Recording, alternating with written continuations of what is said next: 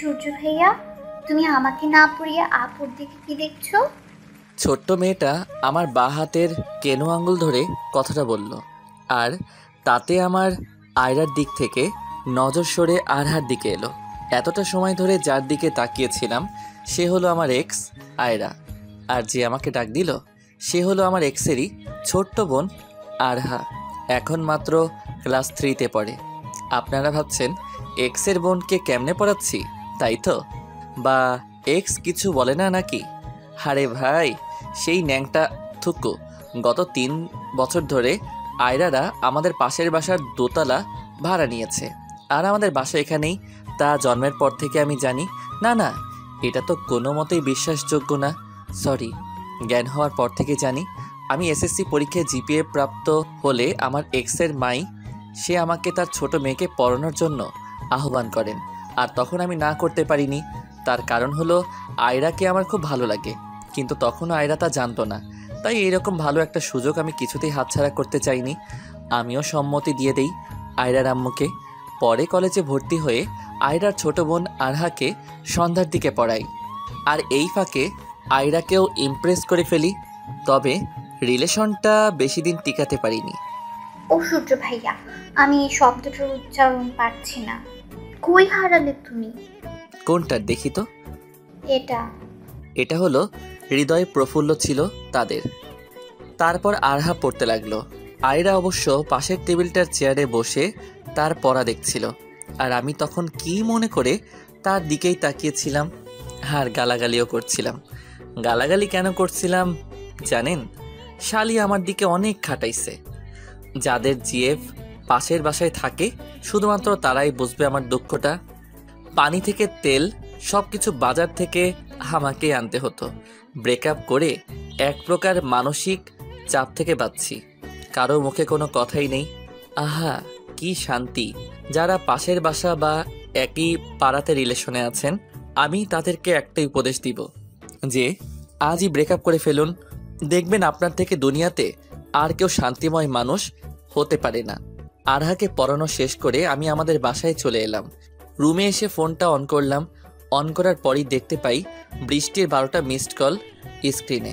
তাই আমি বৃষ্টিকে কল ব্যাক করলাম না, বরং মোবাইলটা বিছানার উপর ফেলে দিয়ে শার্টটা খুলে বাথরুমে গেলাম। 2 নম্বর করতে লাগলাম। চলুন এই ফাঁকে বৃষ্টির পরিচয়টা সেরে ফেলি। বৃষ্টি, হ্যাঁ ভাই, বৃষ্টির কথাই বলছি। এটা আবার আপনারা আকাশের মেঘ ভাইবেন না প্লিজ। পাঠক ভাইয়া, মিয়া খলিফার কথা কন্যাই, এতে আমি সন্তুষ্ট। আবারও বৃষ্টি আমার বর্তমান জিএফ। মেয়েরা ভাবছে এত জিএফ পালেন কেমনে, তাই তো? আরে আপু, ছেলেদের জিএফ না থাকলে মনে হয় পৃথিবীতে তার থেকে বাইচা থাইকা কোন বালছিরি। এর থেকে ঘুমের ওষুধ খাইয়া ঘুমানোই ভালো। সরি পাঠক ভাইরা। বৃষ্টির কল ব্যাক না করার 2টো কারণ। ফার্স্ট, কল ব্যাক করলে ফোনের ভিতরেই কথার মাধ্যমে মেরে ফেলবে। সেকেন্ড, প্রথম যে কথাটা বললাম সেটা বুঝতে হবে সে কেমন মেয়েরে বাপ। এদিকে আমার 2 নাম্বার করাও শেষ হলো। তাই হাত মুখ ধুয়ে রুমে এসে অন্য একটা শর্ট পরে নিয়ে চুলগুলো ভালো করে ঠিক করে নিলাম। তারপর রুম থেকে বাইরে চলে আসতে লাগলাম, কিন্তু কি যেন আমার চোখ দেখলো। তাই ব্যাকে গিয়ে দেখতে পেলাম আমার বড় বোন সাবিহা অন্য অচেনা একটা ছেলের সাথে একই বিছানায় বসে বসে কথা বলছে। তাই আমি রুমে ঢুকলাম। আমাকে দেখে দুজনেই দাঁড়িয়ে গেল এবং সাবিহা আপু বলল, বাবু, তুই এখানে কি করিস? তার আগে বলো আপু, ছেলেটিকে? আমি বলছি। বলুন। আমি সহ আমার ফ্যামিলি আসছে আপনার বোনকে দেখার জন্য, আর আমাদের একা কথা বলার জন্য আলাদা করে রুমে পাঠিয়েছে তারা সকলেই। আর আমি হচ্ছে সিয়াম। ও, তার মানে দোলা ভাই। ঠিক আছে, কথা বলুন। বাই দ্য ওয়ে, আপনার নাম কি? আমি সূর্য হুসাইন। তাহলে বাবুটা কার নাম? এটা আমিই ডাকি ভালোবেসে। আপু আমি চললাম বলে রুম থেকে তাড়াতাড়ি চলে এলাম বড় একটা রুমে। রুমে এসে দেখি আব্বু আম্মু আর দাদা মিলে ছেলের ফ্যামিলির মা বাবা ও একজন মেয়ে কথা বলা বলি করছে। তাই আমি সেখান থেকেও পাশ কাটিয়ে চলে যেতে লাগলে আব্বু বলে উঠল, সূর্য, এদিকে আয় তো। কি বলো? এই মেয়েটি বোধহয় এখানে থেকে বোর হচ্ছে, তুই বাবা ওকে ঘুরে ঘুরে সব দেখা। আব্বুর কথা কখনো মানা করার সাহস হয়নি, তাই মেয়েটিকে নিয়ে পুরো বাড়িটি ঘুরে দেখালাম। বাড়িটা ঘুরে ঘুরে দেখানো হলে মেয়েটি বলল, শুধু কি নিজের বাড়ি দেখাবেন নাকি অন্য কিছু দেখাবেন? আচ্ছা চলুন বাইরে যাওয়া যাক। তারপর দুজন বাহিরে আসলাম। মেয়েটিকে সব কিছু ঘুরিয়ে ঘুরিয়ে দেখিয়ে আবার নিয়েও এলাম আমাদের বাড়িতে। তারপর তারা চলে গেল। আমিও নিজের রুমে গিয়ে শুয়ে পড়লাম। সকাল হলে আপু ডেকে চলে গেল, তাই আমিও ঘুম থেকে উঠে রেডি হয়ে নাস্তা করে কলেজের দিকে এগিয়ে চললাম। কলেজে আসার পর আমি রুমে আসতে লাগলাম, কিন্তু হঠাৎ করেই ইন্টার ফার্স্ট ইয়ারের ক্লাসরুম থেকে আহ শব্দ আসলো। কিন্তু আমি জানি ইন্টার ফার্স্টের ছাত্রছাত্রীদের আজকে ছুটির দিন, তাই আমি এগিয়ে গেলাম সেদিকে। কিন্তু জানালাটা দিয়ে কিছুই দেখতে পেলাম না, আর শব্দ আসছিল না। তাই দরজার দিকে চোখ দিলাম, আর দেখতে পেলাম দরজাটা খোলা অবস্থাতেই চাপানো আছে। তাই আমি এগিয়ে গেলাম দরজার দিকে। দরজাটা ধাক্কা মেরে আমি ভিতরে ঢুকে দেখতে পেলাম আমার জিএফ বৃষ্টি আর আমাদের কলেজ পিয়নের ল্যাংটা শরীর, আর তারা যৌন মিলনে লিপ্ত ছিল। আমি সেখানে দুজনকে দেখে থ হয়ে গেলাম। আমাকে দেখে পিয়ন লোকটি তার লুঙ্গি পরে নেয় এবং রুম থেকে বেরিয়ে পড়ে, আর বৃষ্টি হালকা করে শাড়ি পরা অবস্থাতে আমার কাছে চলে আসে। আমি কিছু বুঝে উঠতে পারার আগে বৃষ্টি আমাকে তার সর্বশক্তি দিয়ে আমাকে ভিতরের দিকে ধাক্কা দিয়ে দরজা বন্ধ করে বাঁচাও বাঁচাও চিৎকার করতে লাগলো। আমিও বুঝতে পারলাম আমি নিশ্চিত গল্পের মতো ধর্ষক করবে এই বৃষ্টি মেয়েটি। তাই আমি বৃষ্টির মুখ চেপে ধরে দিলাম ফ্লোরে, আর আমি ক্লাসরুমের দরজাটা খুলে ফেললাম। আর দেখতে পেলাম আমাদের সহ আরও ডিপার্টমেন্টের সকল ছাত্রছাত্রী রুমের বাইরে অপেক্ষা করছে, আর তার সাথে পিয়ন বুড়া লোকটাও আছে। আমার কোনো কথা না শুনে সবাই আমাকে মারতে লাগলো। মারতে মারতে বেহুশ করলো আমায়। হুশ ফিরলে দেখতে পাই আমি হসপিটালের বেডে শুয়ে আছি, আর আমার পাশে বৃষ্টি। বৃষ্টিকে দেখে আমার মাথার ব্যথাটা কট করে জেগে উঠল। তখন বলল, তোমার পরিবার আসছে তোমাকে দেখতে। আমি কোনো কথা বললাম না। তাই বৃষ্টি রুম থেকে বেরিয়ে সবাইকে ডাকতে চলে গেল, আর আমাকে এই ফাঁকে অন্য আরেকটা দরজাটা দিয়ে আমারই বন্ধু আসিফ এসে আমাকে কাঁধে করে তুলে বেরিয়ে পড়ল সেই দরজাটা দিয়ে। বৃষ্টি সবাইকে ডেকে এনে দেখল রুম আর পেট দুটোই খালি। সবাই পাগলের মতো খুঁজতে লাগলো রুমে, কিন্তু পেল না কাউকে। আরে আমি সেখানে থাকলে তো পাবে না কি? আর আমাকে তো আসিফ কাঁধে করে নিয়ে বেরিয়ে পড়েছে সেখান থেকে। অনেকটা দূরে আমাকে কাঁধে করে আনার পর আসিফ আমাকে নামালো একটি গাছের নিচে এবং ও পাশে বসলো আর বলল, তুই তোর গার্লফ্রেন্ডে ধর্ষণ করলি কেন সূর্য? মেয়েটির কাছে চাইলেই তো সব দিয়ে দিত। সত্যি বলছি আসিফ, আমি বৃষ্টির সাথে কিছু করিনি। তারপর পুরো ঘটনা খুলে বললাম আসিফকে। আসিফও এরকমই আন্দাজ করেছিল, তাই তো আমার পরিবারকে অপমানের হাত থেকে এবং কি আমাকেও মামলা টামলার হাত থেকে বাঁচিয়ে নিয়েছে। যখন দেখতেই পারবেন আমি হসপিটালে আছি, তখন তারা কাকে দোষারোপ করবে? আর আমার ফ্যামিলিরও কোনো মান সম্মান হানি হবে না। শোন সূর্য, তোর এখানে থাকাটা একদমই সেফটি নয়, তাই বলছি তুই এখান থেকে অন্য শহরে চলে যা। আর আমি চাই না তোর বোনের বিয়েতেও কোনো ধরনের সমস্যা দেখা দিক তোর জন্য। তুই ঠিক বলেছিস। তখন একটা বাস চলে এলো। আসিফ আমাকে ধরে ধরে বাসের মাঝখানের দিকে সিটে বসিয়ে আমাকে কিছু টাকা ধরিয়ে দিল। আমাকে আলবিদা জানিয়ে চলে গেল আসিফ। আমিও বাসের সিটে বসে আছি। হাত পায়ের ব্যথাটা টানতে লাগলো ঘুমানোর জন্য, তাই আলতো করে চোখ জোড়া বন্ধ করে নিলাম আর ঘুমিয়েও পড়লাম। কিছুটা সময় পার হলে বাসের হেল্পার মামাটি চলে এলো আর আমার কাঁধে হাত দিয়ে বলল, মামা ভাড়াটা দিলে উপকৃত হব। আমি পকেট থেকে আসিফের টাকাটা বের করলাম আর তাকে সেই নোটটা দিলাম। হেল্পার মামা নোটটাকে একবার পর্যবেক্ষণ করে বলল, কই যাবেন মামা? জানি না। জানি না মানে? আপনাদের বাসটা কোথায় থামবে? তখন হেল্পার একটা জায়গার নাম বলল, কিন্তু তেমনটা খেয়াল নেই। আমিও বলে দিলাম সেখানেই নামবো। মামা 1000 টাকার খুচরা দিতে পারবো না, আপনার কাছে খুচরা থাকলে দেন। কিন্তু আমার কাছে তো এই একটাই নোট আছে। তাহলে ওয়েট করেন, খুচরা হলে আমি আপনার থেকে টাকাটা নিয়ে নিব। ঠিক আছে। তারপর সিটে হেলান দিয়ে বসে থাকি আধা ঘন্টা। 1 ঘন্টা পর পর লোকজন উঠছে আর নামছে, কিন্তু ঘুম আর আসছে না।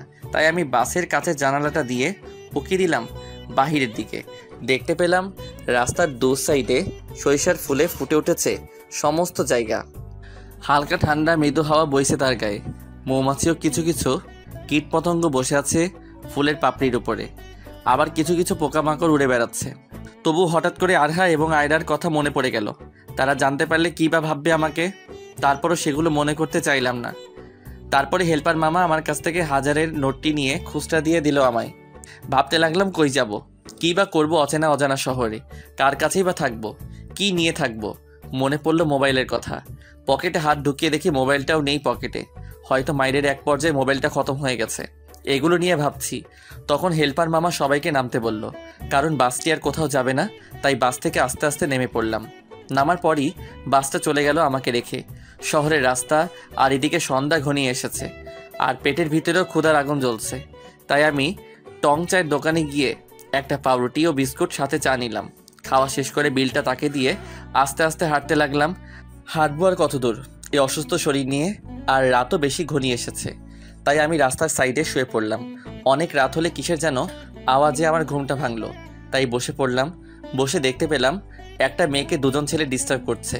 তাই আমি অসুস্থ শরীর নিয়ে সেদিকে এগিয়ে গেলাম। গিয়ে দেখতে পাই মেয়েটির জামাতে হাত দিচ্ছে একজন ছেলে। তাই আমি সেই হাতটি ধরে ফেললাম, আর তা দেখে অপর ছেলেটি আমার গাল বরাবর একটা ঘুষি মারল। আর এক ঘুষিতেই আমি মাটিতে লুটিয়ে পড়লাম, আর জ্ঞান হারিয়ে সেন্সলেস হয়ে পড়লাম। কয়েক ঘন্টা পর জ্ঞান ফিরলে দেখতে পাই আমি একটা রাজমহলের মতো সুন্দর একটা কামরার বিছানায় শুয়ে আছি। তাই আমি উঠে বসে পড়লাম বিছানার উপর। কি বলবো, রুমটা যে এত সুন্দর, মুখের ভাষাতে তা প্রকাশ করা সম্ভব না। আমি বিছানার উপর বসা থেকে উঠে দাঁড়িয়ে দাঁড়িয়ে রুমটা দেখতে লাগলাম। দেয়ালের সাথে প্রিন্টিং আকারে সাজানো অনেক ছবি, সাদা নীল আকাশের মেঘালো 7 রং মিলে আরেকটা প্রিন্টিং, উড়ন্ত পাখিদের, শামুক ভাঙা, আরও অনেক কিছুরই প্রিন্টিং আঁকানো। সেগুলো দেখছি। তখনই পিছন থেকে একটি মেয়ে আমাকে ডাকলো। মিস্টার, আপনি অসুস্থ শরীর নিয়ে উঠতে গেলেন কেন? আমি পিছন ফিরে দেখি গতকালের রাতের সেই মেয়েটি। মেয়েটিকে দেখার পর গতকালকে রাতের সমস্ত কথা মনে পড়ে গেল। তাই আমি মেয়েটিকে ভালো মতো দেখে বললাম, আপনি কি ঠিক আছেন? আমি ঠিকঠাক আছি। আপনি কি বলেন তো? আমাকে ছেলেদের হাত থেকে রক্ষা করতে এসে নিজেই এক খুশিতে মরে গেলেন, সরি অজ্ঞান হলেন। আমি খুবই অসুস্থ ছিলাম তখন। ডাক্তারও তাই বলেছেন। আর আপনাকে ধন্যবাদ। আপনি না থাকলে কালকে কি হতো নিজেও জানি না। আমি তো আপনার জন্য কিছুই করতে পারলাম না, উল্টো আমার আপনাকে ধন্যবাদ দেওয়া উচিত। তা ছেলেগুলো আপনার কোনো ক্ষতি করেনি? আপনি অজ্ঞান হয়ে যাওয়ার পর তারা দুজনে খুব ভয় পায়, আর আমাকে সেই অবস্থাতেই রেখে তারা পালিয়ে যায়। ও আচ্ছা, দরজাটা কোন দিকে? আমি না কিছুই বুঝে উঠতে পারছি না। দরজা দিয়ে কি করবেন? আমার বোধ হয় এখন চলে যাওয়া দরকার। আপনি আগে সুস্থ হন, তারপর চলে যান। এখন গিয়ে শুয়ে থাকুন, এখন অনেক রাত। কিন্তু এত কথা না বাড়িয়ে যা বলছি তাই করুন তো আপনি। মেয়েটির কথায় আমি গিয়ে বিছানার উপর শুয়ে পড়লাম। তখন মেয়েটি এসে বলল, আমি উর্বশী, আপনি? সূর্য হুসাইন। আচ্ছা সূর্য, আপনি এখন রেস্ট নেন, বাকি কথা কালকে হবে। বলেই মেয়েটি চলে গেল। আমিও ঘুমিয়ে পড়লাম। সকালে কিচির মিচির শব্দে ঘুমটা ভেঙে গেল। চোখ খুলে দেখি কাঁচের জানালাটার রডে পাখিরা শব্দ করে খেলা করছে। তাই আমি উঠে ফ্লোরে পা রেখে হাঁটতে হাঁটতে জানালাটার কাছে এসে পৌঁছালাম। জানালার কাছে আসতেই পাখির দলগুলো উড়ে গেল রড থেকে। আমি বাহিরে উকি দিয়ে অবাক হয়ে গেলাম, কারণ আমি দোতলা বিল্ডিংয়ের জানালার কাছে দাঁড়িয়ে আছি, আর নিচে সরিষা ক্ষেত। তাই তো পাখিরা এখানে। জানালাটা দিয়ে উপভোগ করতে লাগলাম সব কিছু। তখনই একটা কাজের মহিলা আসলো রুমে। তাই আমি তার দিকে তাকালাম। তিনি কফির কাপটা বিছানার পাশে ড্রেসিং টেবিলের উপর রেখে আমায় বলল, আপনার কপি। বলেই চলে যেতে লাগলে আমি বললাম, একটু শুনেন। হ্যাঁ কন, কিছু লাগবো না? না, কিছু লাগবে না, তবে আমি কিছু বুঝতে পারছি না। উর্বশীকে? উর্বশী ম্যাম হলেন আমার ম্যাডামের একমাত্র মেয়ে, আর এই বাড়িটা তারই। মহিলাটি কথাগুলো বলার পরপরই উর্বশী চলে এসে বলল, খালা আপনি এখন যান। মহিলাটি চলে গেলে আমি উর্বশীকে বললাম, আপনি কে বলেন তো? আমি হলাম এই গোটা রাজ্যের রাজকন্যা। আর আমি হলাম আপনাদের দারোয়ান, তাই তো? এই নিন কফিটা খান, ঠান্ডা হয়ে যাচ্ছে। আমিও নিয়ে নিলাম কফির কাপটা। তখন উর্বশী বলল, কেমন হয়েছে বললেন না তো? বেশ মজাদার ছিল কফিটা। থ্যাঙ্কস আর সরি। কেন? পরিচয়টাতে মজা করার জন্য। আসলে আমি আমার আম্মুর একমাত্র মেয়ে, তবে আম্মুর ভালোবাসা তেমন পাইনি। কি বলছেন এসব? মা জাতি তার সন্তানকে ভালোবাসবে না, এটা কোনো কথা? এটাই আমার জীবনের কথা। তিনি সবসময় তার ক্লিনিক নিয়ে পড়ে থাকেন, আর এটা সেই ছোটবেলা থেকেই। আদর স্নেহ তেমন পাইনি মায়ের, কারণ তিনি ভাবেন আমাকে পড়াশোনা করালেই আমি হ্যাপি থাকবো। কিন্তু আমি তাকে আমার পাশে চেয়েছি, সেটা আম্মু নিজেও বোঝার চেষ্টা কখনো করেনি। আর আপনার আব্বু? তার কথা মুখে আনতে চাই না। কিন্তু কি হয়েছে বললেন না তো? প্লিজ, এই প্রসঙ্গে আমি আপনার সাথে কথা বলতে চাচ্ছি না এখন। আমার কলেজে লেট হয়ে যাচ্ছে, আমি চললাম। আর হ্যাঁ, আপনি সুস্থ না হওয়া অবধি কোথাও যাবেন না। কথাগুলো বলে আমার হাত থেকে কাপটা নিয়ে চলে গেল সে। আমি বিছানার উপরে গড়াগড়ি করলাম, কিন্তু কিচ্ছু ভালো লাগছে না। নতুন জায়গায় আসলে যা হয় আর কি। কিছুটা সময় পর মহিলাটি নাস্তা দিয়ে চলে গেল। আমিও উঠে বসে নাস্তা করে নিলাম। নাস্তা শেষ করে আমি দরজাটা দিয়ে বেরিয়ে পড়লাম। আর দেখলাম একটা রাজপ্রাসাদের মতো তাদের বাসা। একতলা দোতলা সেটিং করা, তাও আবার একই সাথে, আর দুপাশে দুটি সিঁড়ি। তাই আমি সিঁড়ি বেয়ে নিচে চলে এলাম। নিচে এসে দেখি মহিলাটি টেবিল সাফ করছে। তাই আমি মূল ফটকের দরজাটা দিয়ে বাইরে চলে এলাম। বাইরে এসে দেখি গোলাপ ফুলের সমারোহ সামনের দিকে, বাড়ির পিছনের দিকে সরিষা ফুলের সমারোহ, আর সামনের দিকে গোলাপ ফুলের। তাই আমি এগিয়ে গেলাম। এগিয়ে গিয়ে পিছন ফিরে দেখি বাড়িটাকে দেখতে জমিদার পরিবারের বাড়ি বলেই বোঝাচ্ছে। আমি পিছন দিকে সরে যাচ্ছি, আর হঠাৎ করে কিসের সাথে যেন ধাক্কা খেলাম। পিছন ফিরে দেখতে পাই একজন মধ্যবয়স্কী লোক, আর তার হাতে গাড়ির চাবি। তখন তিনি বললেন, তুমি ঠিক আছো তো? আমি ঠিকই আছি। আমার আবার কি হবে? না, গতকালকে উর্বশী ম্যামের সাথে তোমায় অজ্ঞান অবস্থায় দেখতে পেয়েছিলাম, তাই জিজ্ঞেস করলাম। ও আচ্ছা, আপনি এখানে কত বছর ধরে আছেন? বেশ কয়েক বছর। কিন্তু কেন? উর্বশীর আব্বুর ব্যাপারে কিছু জানেন আপনি? না, মাত্র 3 বছর ধরে আমি এখানে। তারপর লোকটির সাথে এটা ওটা কথা বললাম। তারপরও আবারও চলে এলাম সেই রুমে এসে বিছানায় শুয়ে পড়লাম। ঘুমাচ্ছি। অনেকক্ষণ পর বিকালের দিকে উর্বশী মেয়েটি আমায় ডাকলো, তাই আমি উঠে বসলাম। দেখতে পেলাম তার হাতে কিছু শপিংয়ের ব্যাগ। উর্বশী বলল, ঘুমাবেন, ভালো কথা। দুপুরের খাবারটা খাননি? আমিও দেখতে পেলাম খাবার রাখা আছে সেখানে, কিন্তু খালা তো আমায় একবারও ডাকিনি, তাই কিছু বললাম না আমি। সে যাই হোক, এখন আপনি আপনার শার্ট প্যান্ট পাল্টিয়ে আসুন বাথরুম থেকে। বলেই শপিংয়ের ব্যাগগুলো আমার হাতে তুলে দিল সে। কিন্তু আবারও কিন্তু জান বলছি। তাই আমি বসে না থেকে উঠে বাথরুমে চলে গেলাম। শপিংয়ের ব্যাগটাতে দেখতে লাগলাম কি কি আছে। প্রথমে বের হলো শার্ট, নীল সাদা মেলানো। আরেকটা শপিং ব্যাগে দেখতে পেলাম টি শার্ট ও প্যান্ট। অন্যটাই দেখি হাতের ঘড়ি, আর অপরটাই যা দেখতে পেলাম সেটি হলো আন্ডার প্যান্ট। মেয়েরা কেমনে ছেলেদের সেটাও আনতে পারে, আদৌ অজানা। বুকের ভিতর কষ্টের পাহাড় জমে থাকলেও হাসিও আসলো। তখনই উর্বশী বলল, আর কতক্ষণ লাগবে আপনার? আসছি আপু।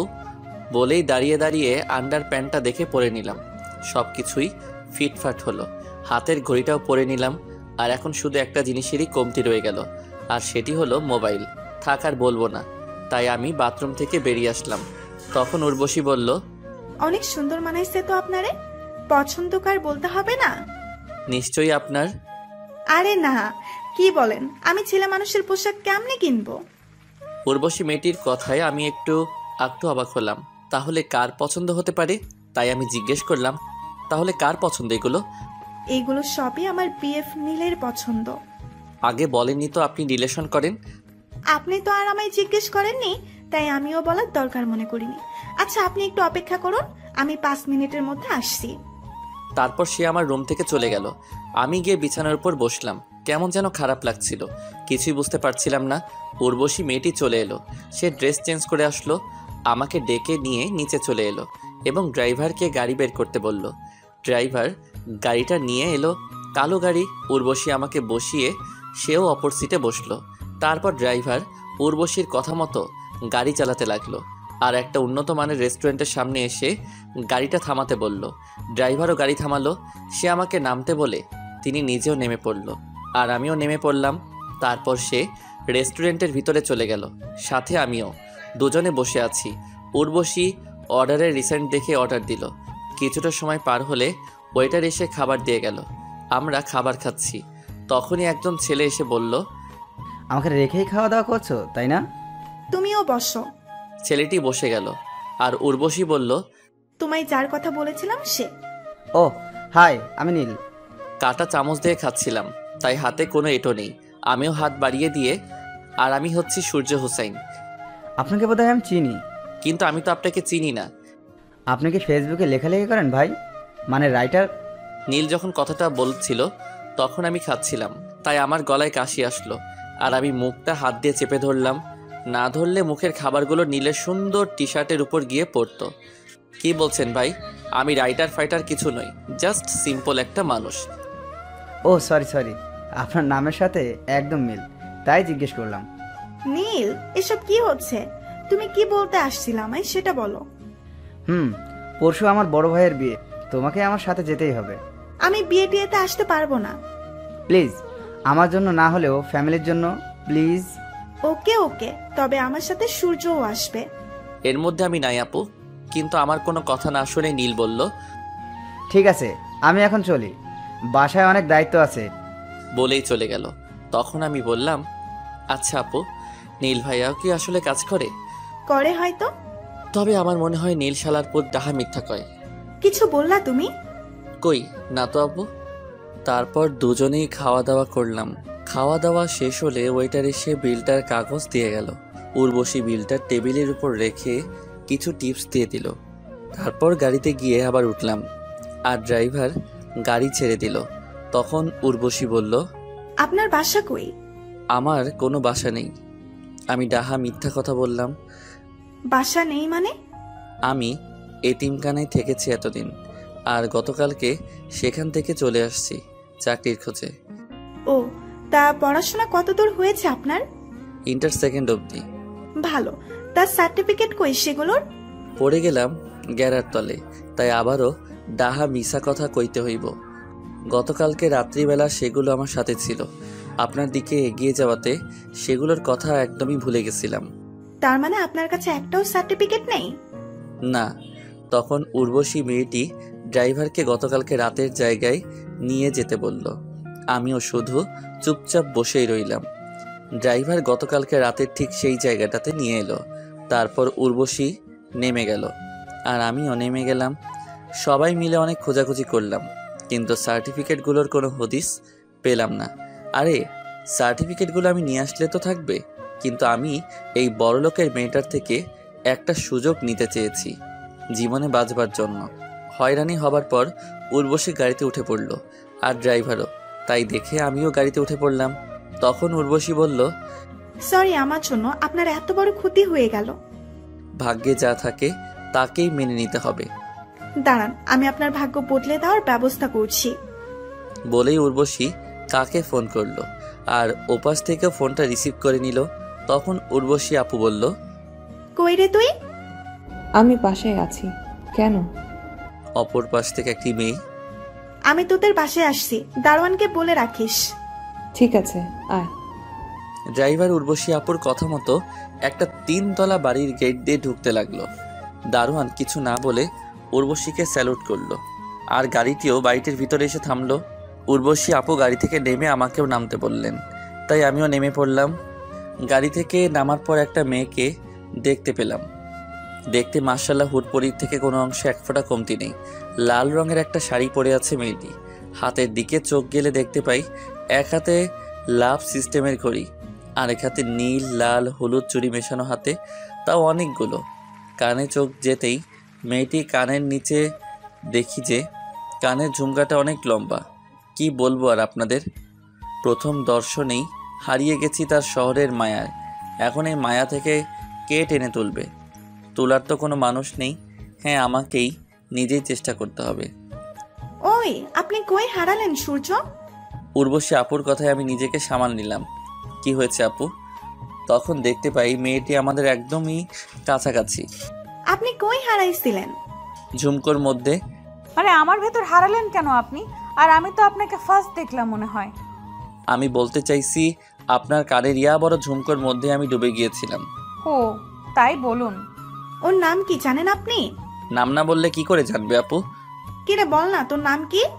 উর্বশী আপু তার বান্ধবীকে কথাটা বলল। তুই বলে দিলেই তো হয়। তোর নাম তুই বল। আমার কানের ঝুমকোর নামের বরাবরই আমার নাম ঝুমু। অনেক কাছাকাছি। একদমই, চলুন ভেতরে, আর তুইও আয়। তারপর ঝুমু মেয়েটি আমাদের দুজনকে একটা টেবিলে বসিয়ে রেখে কই যেন হারালেন। একটু পরে আবার চলে এলেন 3 কাপ চা নিয়ে। উর্বশী আর আমাকে চায়ের কাপ হাতে ধরিয়ে দিয়ে ঝুমু উর্বশীর পাশে গিয়ে বসলো। উর্বশী চায়ের কাপে চুমুক দিয়ে বলল, ঝুমু, আমাকে একটা হেল্প করবি দোস্ত? ট্রাই করব, বল। শুধু ট্রাই না, হেল্প করতেই হবে তোকে। কি করতে হবে সেটা বলবি তো নাকি? তোর ভাই জহিরের অফিসে এই ছেলে মানে সূর্যকে ঢুকিয়ে দে না। ঠিক আছে, ভাইয়াকে বলবো আমি তোর হয়ে। আপনার সব সার্টিফিকেটগুলি নিয়ে রেডি থাকেন। আমি কিছু বলতে গেলে উর্বশী আপু বলল, কাগজপাতি নেই। নেই মানে? তারপর গতকালকে রাতের ঘটনা উর্বশী আপু ঝুমুকে খুলে বলল। তারপর ঝুমু বলল, ঠিক আছে, আমি ভাইয়াকে যেইভাবেই হোক না কেন ম্যানেজ করে তোকে ফোন করে বলবানি। হয়তো বা প্রশ্নের সম্মুখীন হতে পারে। আমিও বলে দিলাম কোনো সমস্যা নেই এতে আমার। তারপর ঝুমু আর উর্বশী আপু নিজেদের মাঝে কথা বলল। আমি বেচারার মতো বসে থাকলাম। কথা বলা বলি শেষ হলে ঝুমুর থেকে বিদায় নিয়ে আবারও গাড়িতে গিয়ে বসলাম। ড্রাইভার গাড়িটা চালাতে লাগলো। চালাতে চালাতে চালাতে চালাতে উর্বশীদের বাসায় এসে পৌঁছালাম। গাড়ির ঘড়িতে দেখতে পেলাম 9:25 বাজে। উর্বশী আপু নেমে পড়ল, আমিও নেমে পড়লাম তার সাথে। হাঁটতে লাগলাম ভিতরের দিকে। তখন আমি বললাম, ধন্যবাদ আপু, অনেক বড় একটা উপকার করলেন। ওকে, কোনো সমস্যা নেই। আপুর কথা শেষ না হতেই আপুর আম্মু সোফায় বসা থেকে দাঁড়িয়ে বলে উঠল। দাঁড়া উর্বশী। উর্বশী আপু দাঁড়িয়ে বলল, দাঁড়াইলাম। ছেলেটি কে? আমার বয়ফ্রেন্ড। তুমি হ্যাপি? আন্টি এগোতে লাগলো আমাদের দিকে। আপুর এমন কথা শুনে আর মায়ের মুখের উপর বলে মিথ্যা বলে দেয়া আমি নাকি তার বয়ফ্রেন্ড। আমি তো ভয় পেতে পেতে শেষ। এখন যদি আমাকে বা উর্বশী আপুকে থাপ্পড় লাগিয়ে দেয় তাহলে কি হবে? আন্টি আমার কাছাকাছি আসার পর তিনি হাত উঁচা করতেই আমি চোখ বন্ধ করে নিলাম। কিন্তু থাপ্পড়ের আওয়াজ আসলো বলে আমি চোখ খুলে তাকালাম। দেখতে পাই আন্টি আমার মাথায় হাত দিচ্ছে। তোর পছন্দ একদমই পারফেক্ট আছে। মা, আমি তোমার সাথে ইয়ার্কি মারছি আর তুমি সেটাকে সিরিয়াসলি নিচ্ছ কেন? আপুর এমন কথায় দেহ থেকে প্রাণটা নিঃশ্বাস নিতে লাগলো। তাহলে এই কে? ও আমার কলেজ ফ্রেন্ড। আচ্ছা, এবার যা, টেবিলে খেয়ে নে, খাবার দেওয়া আছে। আন্টি আপনি খাবেন না? আমি খেয়ে নিয়েছি। আন্টির কথা শেষ হলে খাবার টেবিলে চলে গেলাম উর্বশীর সাথে, এবং আমি উর্বশী আপুর মতোই খাওয়া দাওয়া করছি। খাওয়ার মাঝে আমি খেয়ালও করেছি যে সচমেলের খাবার রান্না করার পর যেমন থাকে ঠিক সেরকমই আছে। তার মানে আন্টি এখনও খায়নি। আমি উর্বশী আপু আর আন্টির ভাবসাব বুঝতে পারলাম কিছুটা। মানে হলো আন্টি উর্বশীকে হয়তো কিছু কথা বলতে চায় কিন্তু পারে না। খাওয়া দাওয়া শেষ হলে চেয়ার থেকে উঠে পাশের ট্যাপ থেকে হাত ধুয়ে নিই। হাত ধোয়া হলে ট্যাপের পাশে থাকা সাদা রঙের টিস্যু দিয়ে হাত মুছে সেটি ময়লা ফেলার ঝুড়ির মধ্যে ফেলে দিই। তারপর আমি উর্বশীকে পিছন ফিরে বললাম, আপু আমি চললাম রুমে। ঠিক আছে, গুড নাইট। আপু তখনও খাবার টেবিলেই বসে বসে কি যেন নিয়ে ভাবছিল, তাই আমি তাকে ডিস্টার্ব না করে রুমে চলে এলাম। রুমে এসে বিছানার উপর শুয়ে পড়লাম। চোখে বিষণ্ণ একটা ঘুম আসলো, তাই ড্রেসিং টেবিলের উপর রাখা বাতিটার সুইচ অফ করে দিলাম। এখন আপাতত রুমটা অন্ধকার, আর ঘুমের মধ্যে সেই ঝুমু মেয়েটি দেখতে পেলাম। ঝুমু মেয়েটি আমার একেবারে কাছে চলে আসলো, আর আমার মেয়েদের মতোই শ্বাসকষ্ট হচ্ছিল ঘুমের ঘরেই। একেবারে কাছাকাছি চলে এলে আমার দম মোমবাতির ন্যায় ধপ করে বন্ধ হয়ে যায়, আর আমার ঘুমটাও ভেঙে যায়। হাঁপাতেই অন্ধকারে পাশেই ড্রেসিং টেবিলের উপর রাখা কাচের গ্লাসটায় হাত দিয়ে নিতে গেলে সেটি নিচে পড়ে ভেঙে টুকরো টুকরো হয়ে যায়, আর পানিও মেঝেতে গড়াগড়ি খায়। কাচের গ্লাসের এই একটা সমস্যা, কোনো রকম নিচে পড়লে ফার্দা ফাই হয়ে যায়। কেন রে ভাই, স্টিলের গ্লাসের মতো থাকলে কি হয় তোদের? বাড়িওয়ালার কাছে কোনো প্রবলেম নেই, কিন্তু এত রাতে ঘুমাবো নাকি কিভাবে গ্লাসের টুকরোগুলো তুলবো? এতে তো পানিও খেতে পারলাম না। অপরদিকে এই বিপদ। একবার খেয়াল এলো, থাক যা হবার হয়ে গেছে, আগে ঘুম পরে সব কিছু। আবার খেয়াল এলো এটা তো আমার বাড়ি নয়, তাই এত অহংকার কিসের? আর সবচেয়ে বড় কথা হচ্ছে কাজের মহিলা বা অন্য কেউ আমার রুমে আসলে পাটা তো কেটে রক্ত পড়বে। এই ভাবনা চলে এলে আমি ড্রেসিং টেবিলটার লাইটটা অন করে বিছানাটা ছেড়ে নেমে গ্লাস ভাঙার পাশ কাটিয়ে বাথরুমে চলে আসি এবং আপুর সেই শপিংয়ের ব্যাগগুলো নিয়ে আসি। সেখান থেকে ফোমের মতো বের করলাম, সেটা দিয়ে পরিষ্কার করতে লাগলাম মেঝে। পরিষ্কার করার শেষ প্রান্তে চলে এলে ছোট্ট একটা কাঁচের টুকরে হাত কেটে গেল। তারপর আমি সেগুলো পরিষ্কার করে রুমের বাহিরের ময়লা ঝুড়িটিতে ফেলে চলে আসলাম রুমে এসে বাথরুমে গিয়ে রক্তমাখা হাতটা ধুয়ে টিস্যু পেঁচিয়ে বিছানার উপর এসে বসে পড়লাম। রক্ত পড়া বন্ধ হলে শুয়ে পড়লাম আর ঘুমিয়েও পড়লাম আর হারিয়ে গেলাম ঘুমের রাজ্যে। সকালবেলায় আগের দিনের ন্যায় পাখিদের কিচিমিচি শব্দ শুনতে পেলাম আর ঘুম থেকেও জেগে গেলাম তখন। তবুও চোখ জোড়া বন্ধ করে শুয়েই রইলাম। তার একটু পর উর্বশী আমার রুমে এসে কফির কাপ ড্রেসিং টেবিলের উপর রাখতে গেলে ভয় পেয়ে তার হাতে আমার জন্য আনা কফিটার গ্লাস হাত থেকে নিচে পড়ে ভেঙে যায়। কারণ ড্রেসিং টেবিলের নিচে মেঝেতে রক্ত লেগে আছে, তাই দেখেই সে ভয় পেয়ে গেল। আর সে ভাবতেও লাগলো রক্ত কোত্থেকে আসলো এখানে। আর তখন আমিও চোখ খুলে বিছানার উপর বসে পড়ি আর দেখি উর্বশী আপু দাঁড়িয়ে আছে আর তার পায়ের থেকে অল্প দূরেই কাপটা চুরচুর হয়ে ভেঙে আছে। আমি বসে পড়লে তখন উর্বশী আপু দেখতে পেল আমার হাতেও রক্ত লেগে আছে। তখন তিনি বললেন, মেঝেতে আর আপনার হাতে কিসের রক্ত এগুলো? আমি আপুকে গতকাল রাতের অন্ধকারে গ্লাস ভেঙে ফেলার কথা বললাম। সব শুনে তিনি বললেন, আমাকে বা কাজের মহিলা খালাকেও জানাতে পারতেন, শুধু শুধু আপনি নিজের হাত কেটে ফেললেন। নিজের ভুল নিজেকে শুধরানোই বেটার। সেটা ঠিক, তাই বলে হাত কেটে নেবেন? দেখি তো কতখানি কেটে গেছে। উর্বশী ঝুঁকে আমার হাতটা তার হাতের মাঝে নিয়ে দেখতে লাগলো, ঠিক আমার আপন বোন সাবিহার মতোই। ভালো করে দেখে তিনি বললেন, অনেকখানি কেটে গেছে, আপনি একটু বসুন, আমি গিয়ে আম্মুর রুম থেকে ব্যান্ডেজ করার মতো কিছু পাই কিনা। তারপর চলে গেল সে। আর কিছুটা সময় পর চলে এলো একটা ছোট্ট বক্স নিয়ে। ড্রেসিং টেবিলটার ছোট্ট চেয়ারটা টেনে বিছানার পাশে এসে বসলো এবং বক্সটা বিছানার উপর রাখলো। উর্বশী বক্সটা খুলল। দেখতে পেলাম একটা সাদা বোতল ও ক্রিম আর ব্যান্ডেজের কাপড় আর সাদা কস্টেপ সহ আরও বেশ কিছু। উর্বশী আপু আমার হাতটা এগিয়ে নিয়ে সেই বোতলটা খুলে লাল রক্তের মতো কিছু দিয়ে আমার হাতের আঙুলটা পরিষ্কার করলো। ব্যান্ডেজের সাদা ফুটা ফুটা কাপড় দিয়ে পরিষ্কার করে মলম লাগিয়ে ব্যান্ডেজ করে দিল, ঠিক ডাক্তারদের মতোই। আবার আমার বোন সাবিহার মতোই। আপুর কথা তখন খুব করে মনে পড়ছিল।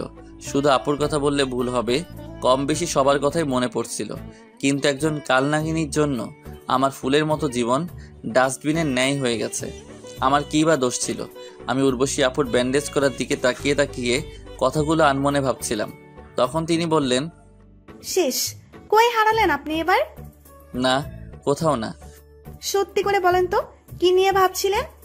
ভাবছিলাম আমার আপু থাকলে হয়তো এমন করে হাত বেঁধে দিত। এই ব্যাপার? আমাকেই আপু ডাকলেন তাহলে? ঠিক আছে আপু। গুড। আচ্ছা, আমি একটু হাত ধুতে যাব। বলেই বাথরুমে চলে গেল। আমি বসেই রইলাম। একটু পর তিনি হাত ধুয়ে এসে বলতে লাগলেন, আপনার তো অনেক রক্ত বের হয়েছে, ট্যাপের কাছেও রক্ত। আমি কিছু বললাম না, শুধু চুপ করে রইলাম।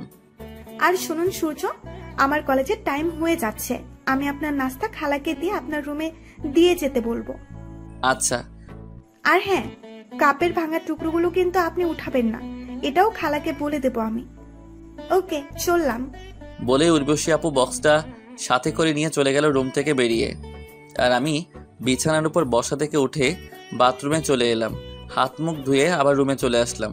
রুমে এসে দেখতে পাই ঝুমু মেয়েটি কাপের সেই ভাঙা টুকরোগুলো তুলছে।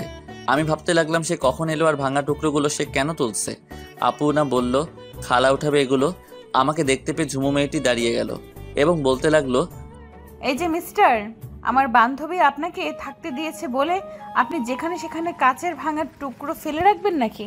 আমাকে কথা বলার সুযোগ না দিয়ে আরো বলতে লাগলো, অন্যের বাসা আপনি অপরিষ্কার ডাস্টবিন বানিয়ে রাখেন, আমার ভাইয়ার অফিসে আপনি কেমন করে রাখবেন আমার তা বোঝা হয়ে গেছে।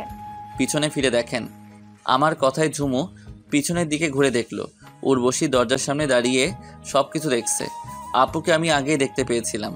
আমি আগে কিছু বলতে গেলে আপু আমাকে ইশারায় দ্বারা চুপ থাকতে বললেন। তাই তো আমি ঝুমুর কথাই শুনে যাচ্ছিলাম, তবে কিছুই বলিনি। তুই কখন এলি উর্বশী? এসেছি তোর এই রুমে ঢুকতে দেখেই। তাহলে হয়েছে কি? ঝুমু বলতে গেলে উর্বশী আপু ঝুমুকে থামিয়ে দিয়ে বলেন, কফির কাপটা না আমার হাত থেকেই ভেঙে গেছে, তাই আমি তাকে উঠাতে নিষেধ করেছি। আর তুই কিনা তাকে না জেনে শুনে কতগুলো কথা বললি। সরি দোস্ত, আমি আসলেই তখন বুঝে উঠতে পারিনি। আমাকে কেন সরি বলছিস? সরিটা সূর্যের কাছ থেকে নে। সরি। ঠিক আছে, এতে সরি বলার তেমন কিছু নেই। সরিটা তাহলে মওকুফ করছেন? উর্বশী আপু, আমার না রুমে কেমন জানি লাগছে। আমি কি আপনার সাথে বাইরে যেতে পারি? আমার তো কলেজ আছে, কলেজ শেষে আবার নীলের সাথেও দেখা করতে হবে। ওকে ওকে, কোনো সমস্যা নেই, আমি নিয়ে যাচ্ছি। ঝুমু আমার দিকে তাকিয়ে কথাগুলো বলল। আমিও মুচকি হাসি দিলাম। তাহলে তো হলোই, নাস্তা রেস্টুরেন্ট থেকেই তোমরা করে নিও, এটাই ভালো হবে। ঠিক আছে। তারপর ঝুমু মেয়েটি গিয়ে হাতে জমানো কাচের টুকরোগুলো ময়লার ঝুড়িটায় ফেলে দিয়ে আমাকে বলল, চলুন আমার সাথে তাহলে। আমি ঝুমু মেয়েটির কথা মতো তার পিছু পিছু চলতে লাগলাম। সিঁড়ি বেয়ে নিচে চলে এলাম। নিচে এসে দেখি ঝুমুর একটা কালো রঙের গাড়ি। গাড়ির কাছে এসে বলল, আপনি কি গাড়ি ড্রাইভ করতে পারেন? না তো, কোনোদিন ড্রাইভ করিনি। তাহলে আর কি করার, ড্রাইভারকেও সাথে নিয়ে নিতে হবে। বলেই গাড়িটিতে উঠে পড়ল এবং আমাকে উঠতে বলল। তাই আমিও উঠলাম। ড্রাইভার ড্রাইভ করতে লাগলো। তখন ঝুমু ড্রাইভারকে বলল, আঙ্কেল, সামনে কফি শপে সাইড কইরেন তো। আচ্ছা মামনি। ঝুমুকে একটা কথা বলতে খুব ইচ্ছে করছিল, কিন্তু বলবো কি বলবো না সেটাই ভাবছি। কথাটা শুনে যদি বিরক্ত বোধ করে তখন তো কি হবে। এর মধ্যেও গাড়িটা কফি শপের বাইরে এসে গাড়ি সাইড করলো। আমরা দুজন নেমে কফি শপের ভিতরে ঢুকলাম এবং একটা টেবিলে বসে পড়লাম। আমি খেয়াল করলাম লোক সংখ্যা তেমন নেই ভিতরে। উন্নত মানের হলে এমনিতেই লোক সংখ্যা কম থাকে। একজন ওয়েটার এসে কফির অর্ডার নিয়ে গেল। ওয়েটার চলে গেলে আমি ঝুমুকে বললাম, আপনার চুলগুলো থেকে খুলে রাখলে আপনাকে অনেক বেশি সুন্দর লাগে। কিন্তু ঝুমু উত্তর দিল, জানি। এর মধ্যে ওয়েটারটা কফি নিয়ে এলো। আমি কফিটাতে চুমুক দিলাম, কিন্তু ঝুমু মেয়েটি কফিটার গ্লাস হাত দিয়ে ধরে আছে। আমি সেদিকে তাকিয়েছি বলে ঝুমু বলল, 1 সেকেন্ড। আর একটু পরেই ঝুমু তার চুলগুলো ছেড়ে দিয়ে ওয়াশরুম থেকে বেরিয়ে এলো। আমি তার দেখা মাত্রই চেয়ার থেকে দাঁড়িয়ে গেলাম, কারণ ঝুমুকে যতই দেখছি ততই ভালো লাগছে আমার। রীতিমতো ঝুমু আমার কাছাকাছি চলে এলো এবং বলল, কি ব্যাপার, দাঁড়িয়ে গেলেন যে? আমি ঝুমুর কথায় বসে পড়লাম। সেও বসে পড়ল আমার সামনের চেয়ারে এবং কফিটা খেতে লাগলো। ঝুমুর কফি খাওয়া দেখে তো আমি অবাক, কারণ সে চামচ দিয়ে তুলে তুলে কফি খাচ্ছে। আমি সেদিকে অপলক তাকিয়ে আছি। তখন ঝুমু খেয়াল করলো যে আমি তার দিকে তাকিয়ে আছি। সে বলল, এই যে মিস্টার, তাকিয়েছেন কেন? আপনার হাবভাব কিন্তু ভালো লাগছে না আমার। একটা কথা জিজ্ঞেস করি? আমি প্রেম করি কি না তাই জিজ্ঞেস করবেন, তাই না? সুন্দরী মেয়েদেরই একটা বদভ্যাস, কিছু জিজ্ঞেস করতে চাইলেই তারা বাল পাকনামি করে নিজে রিলেশন করে কিনা বুঝে। কি জিজ্ঞেস করব সেটা নিজেও জানে না। তবুও না। তাহলে করুন জিজ্ঞেস। আপনি চামচ দিয়ে তুলে তুলে কফি খাচ্ছেন কেন? ও, এই ব্যাপার। আসলে আমার ছোট থাকতে কফি খেতে গিয়ে জিহ্বা পুড়ে যায়, তাই আমি চামচ দিয়েই কফি খাই সবসময়। ও শুনুন। বলুন। তখন ঝুমু তার কাঁধের ছোট ব্যাগটা তার কোলে রেখে ব্যাগটার চেইন খুলে একটা কার্ড আমার হাতে ধরিয়ে দিয়ে বলল, আমার বড় ভাইয়া আপনাকে তার অফিসে দেখা করতে বলেছেন, এই নিন ভিজিটিং কার্ড। আমি ভিজিটিং কার্ডটা হাতে নিয়ে বললাম, ধন্যবাদ আপনাকে অসংখ্য। ওকে, ঠিক আছে। আমরা কি বন্ধু হতে পারি? আমার এমন কথায় ঝুমু মেয়েটি আমার দিকে কেমন দৃষ্টি করে তাকিয়ে আছে তা আমি বুঝতে পারলাম না। কি হলো বলুন? বন্ধুর সম্পর্কটা কখনো বলে কয়ে হয় না, বরং আপনা আপনি থেকেই হয়ে যায়। তার মানে হতে পারি না? বললাম তো, এইভাবে বলে হয় না বন্ধুত্ব সম্পর্ক। তারপর আমি আর কথা বাড়ালাম না। কফিটা শেষ করে বসে রইলাম এই আশায়। ঝুমুর কফি খাওয়াটা দেখছিলাম। তারও খাওয়া শেষ হলো। কফির বিলটা টেবিলের উপর রেখে দিয়ে উঠে পড়লো ঝুমু, তাই আমিও উঠে পড়লাম। তারপর দুজনে গাড়িতে গিয়ে বসলাম। ড্রাইভার আঙ্কেল গাড়িটা ছেড়ে দিল। আমি গাড়ির ভেতরে গিয়েও কোনো কথা বলছি না, শুধুই চুপচাপ বসে আছি। তাই ঝুমু মেয়েটি বলল, আচ্ছা বন্ধু হতে পারেন। আমি ঝুমুর দিকে তাকিয়ে এবার একটু হাসি দিলাম। ড্রাইভার আঙ্কেল গাড়িটা চালিয়ে চালিয়ে একটা কলেজের সামনে নিয়ে এলো। তখন ঝুমু তাকে থামাতে বলল গাড়িটা। ড্রাইভারও থামিয়ে দিল। তারপর সে নেমে গেল। আমিও নেমে গেলাম। নেমেই ঝুমুর দিকে প্রশ্ন ছুড়ে দিলাম, এখানে কেন আসলাম আমরা? কারণ এইটা আমার কলেজ। আমি ভালো করে লক্ষ্য করলাম কলেজটাকে। কলেজটা সাধারণত অনেক জায়গা নিয়ে অবস্থিত। 4 তলা কলেজ। আর এখন কলেজের মাঠের কাছাকাছি রাস্তায় আমরা দাঁড়িয়ে আছি। আর কলেজের সাথে একটা মসজিদ, অনেক সুন্দর একটা মসজিদ, দেখলেই চোখ জুড়িয়ে যায়। তখন আমি ঝুমুর সামনাসামনি হয়ে বললাম, অসম্ভব ধন্যবাদ আপনাকে আমাকে এমন একটা জায়গায় নিয়ে আসার জন্য। ওয়ে, এখন আমরা বন্ধু। তো আমাদের মাঝে এখন আর আপনি সাপনি চলবে না। তাহলে আমি আপনাকে তুমি করে বলি? ঠিক আছে, তা আপনার জায়গাটা খুব পছন্দ হয়েছে বুঝি? খুব। তবে তুমি আমায় আপনি বলে ডাকতে না বলে নিজেই আপনি করে বলছেন। হ্যাঁ, আমি তুমি বলতে পারবো না, তাই আপনি করেই বলবো। আচ্ছা, আর কি করারই বা। তারপর আবারও দুজনে গাড়িতে চেপে বসলাম। ড্রাইভার আঙ্কেল একটা রেস্টুরেন্টে নিয়ে এলেন। তারপর রেস্টুরেন্ট থেকে নাস্তা সেরে ঝুমুর গাড়িতে করে উর্বশী আপুর বাসায় চলে আসি এবং আমি আমার থাকার রুমে চলে এলাম। রুমে এসে হাতের ঘড়িটা ড্রেসিং টেবিলের উপর রাখলাম। তারপর চোখ গেল বিছানার উপর। দেখতে পেলাম সেখানে একটা শপিং ব্যাগ, তাই বিছানার উপর থেকে সেটি হাতে নিলাম এবং সেটি শপিং ব্যাগ থেকে বের করলাম। শপিং ব্যাগ থেকে বের করার পর দেখতে পাই একটা 7 ফুটের মতো গিফট। গিফটের প্যাকেটটা খুলে দিলাম আর তাতে দেখতে পাই একটা মোবাইল। আশ্চর্য হলাম এক অদ্ভুত কাণ্ড দেখে। জীবনেও এমন কোনো কিছু দেখিনি, আর সেটি হলো মোবাইলটা আছে, সেটি দেখতে পাচ্ছি পরিষ্কার, কোনো খাপটাপ নেই। আপনারাও আশ্চর্য হলেন বোধহয়, তাই তো নাকি? এমন অদ্ভুত কথা আমি বললে তো আশ্চর্য হওয়া ছাড়া কোনো উপায় নেই। মোবাইলটা রাখার বক্সটা কোনো কাগজ বা কার্টুনের, আবার লোহারও নয়। বক্সটা হলো কাচের গ্লাস না খুলেই বাইরে থেকে দেখা যাচ্ছে মোবাইল সহ হেডফোন, চার্জার, ব্লুটুথ, এই সকল জিনিসপত্র। আপনারা ভাবছেন আমি স্বপ্ন দেখছি? আরে ভাই, আমিও তখন ভাবছিলাম আমি স্বপ্ন দেখছি, কিন্তু আসলে তা নয়, এটাই বাস্তব। গল্পে আসি। আমি খুঁজতে লাগলাম মোবাইলটা বের করব কিভাবে। অপর দিকে উল্টাতেই দেখতে পেলাম ছোট্ট একটা তালা, তাও পাসওয়ার্ডের। দেখেই হাসি আসলো আমার, তাই হাসতে লাগলাম আর আনমনে বলতে লাগলাম এটা মোবাইল নাকি অন্য কিছু। অনেক অনেক দামি মোবাইল হলে যা হয় আর কি।